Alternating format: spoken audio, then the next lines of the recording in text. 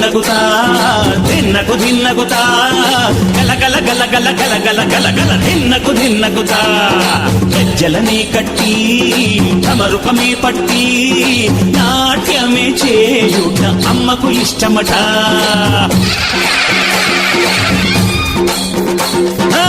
ఊరే ఊగేల ఇయ్యాలి హారతే